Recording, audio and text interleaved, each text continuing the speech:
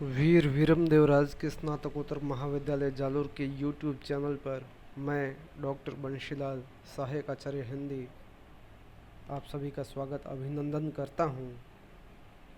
प्रिय विद्यार्थियों, अंतिम वर्ष कला हिंदी साहित्य प्रथम प्रश्न पत्र अर्वाचीन हिंदी काव्य इकाई 3 में अज्ञेय की हमने विभिन्न कविताओं का पाठ किया है, जिसके अंतर्गत कलगी बाजरे की रात होते प्रात होते सांप के प्रति यह दीप अकेला 26 जनवरी जो कविताएं आपके पाठ्यक्रम में शामिल है, इन कविताओं में से आज हम यह दीप अकेला उनकी प्रमुख प्रसिद्ध प्रतिनिधि कविता पढ़ेंगे। यह कविता पढ़े उससे पहले अज्ञेय के व्यक्तित्व और कृतित्व की सामान्य जानकारी के संबंध में भी हम बातचीत करेंगे। अज्ञेय प्रयोगवादी कविता के प्रमुख प्रतिनिधि प्रतिष्ठित कवि माने जाते हैं। पुरोधा कवि है। यह परीक्षा में प्रश्न पूछा जाता है। आपको बिना भ्रमित हुए इसका जवाब देना है। यदि यह प्रश्न परीक्षा में पूछा जाए कि प्रयोगवादी कविता के प्रतिनिधि कवि कौन है, तो अज्ञेय है। दूसरा प्रश्न यह भी बनता है कि प्राय परीक्षा में पूछा भी गया है कि अज्ञेय का पूरा नाम क्या है, तो आपको यह जानकारी होनी चाहिए। अज्ञेय का पूरा नाम सच्चिदानंद हीरानंद वात्स्यायन अज्ञेय है। और अज्ञेय की जहाँ बात आती है तो 4 सप्तक, द्वितीय सप्तक, तृतीय सप्तक और जो चौथा सप्तक है, इसके प्रकाशन और संपादन का जो समस्त कार्यभार, जिम्मेदारी और श्रेय है वो अज्ञेय को ही है। अज्ञेय की रचनाओं के बारे में यदि बात की जाए तो इत्यलम उनका पहला संग्रह है, जिसमें परिश्रमी, कुंठित, दीनहीन व्यक्तित्व, कुंठा घुटन इत्यादि जो ये मानव मन की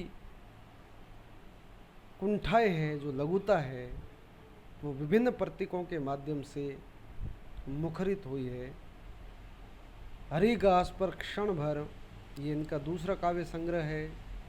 अज्ञेय की कविताओं की यह विशेषता है कि इनकी कविताओं में व्यक्तिवाद मुखर है, अहमवादी स्वर मुखर हुआ है। और इसी के साथ इनकी भाषा और इनके कविताओं की प्रवृत्तियों के बारे में बातचीत करें तो एक अजीब सा इसमें एक ओज है, एक अजीब सी दीप्ति है।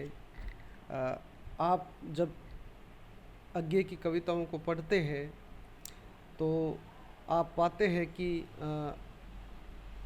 इनकी कविताओं में आपको एक दार्शनिक चिंतन मिलेगा। और जो छायावाद में या छायावादोत्तर से ये जो समय कालखंड है, इसमें जो प्रकृति का चित्रण किया गया या ये तमाम जो बातें, जो प्रवृत्तियाँ हम छायावाद की पढ़ते हैं, तो ये उसके बाद का समय है। तो निश्चित रूप से एक काल समय का या प्रवृत्तियों का विरोध इस प्रयोगवाद में आपको दिखाई देगा, इनकी कविताओं में पढ़ने को मिलेगा। इंद्रधनुष के रौंदे हुए ये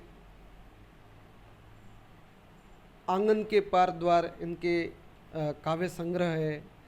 और परीक्षा में यह प्रश्न प्राय पूछा जाता है, इसको आप ध्यान से सुनेंगे। कितनी नावों में कितनी बार कविता संग्रह पर आपको ज्ञानपीठ पुरस्कार मिला है। आज हम अज्ञेय की जिस कविता को पढ़ेंगे उसका शीर्षक है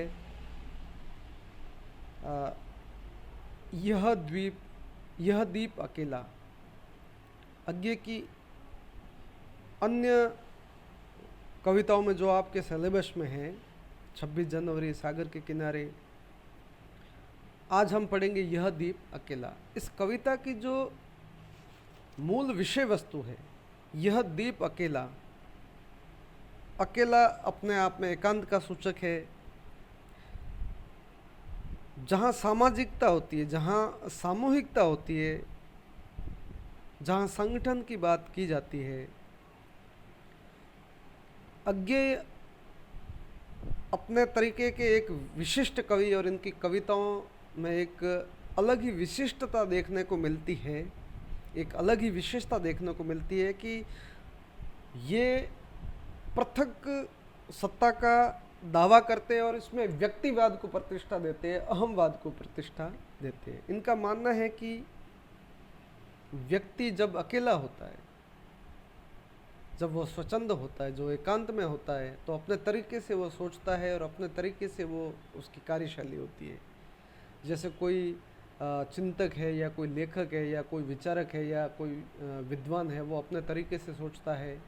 लेकिन जब वो समाज में आ जाता है या जब वो समाज का यहाँ तात्पर्य होगा सामूहिकता में जब आ जाता है, तो उसकी जो उपयोगिता है, उसकी जो गरिमा है, अज्ञेय का ऐसा मानना है कि वो कहीं ना कहीं खत्म हो जाती है, वो गरिमा नष्ट हो जाती है, उपादेयता खत्म हो जाती है। तो इससे मिली जुली एक उनकी यह कविता है, यह दीप अकेला।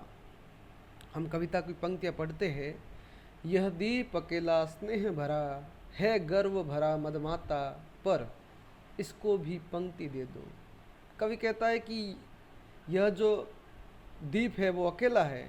यहाँ व्यक्तिवाद और अहमवाद को प्रतिष्ठा देने की बात की जा रही है तो अकेला अपना काम कर सकता है, गर्व से भरा हुआ भी है, गौरव है, लेकिन इसको भी है जो समाज की पंक्ति की आवश्यकता है, सामूहिकता की आवश्यकता है, क्योंकि समाज का भी भला करना है।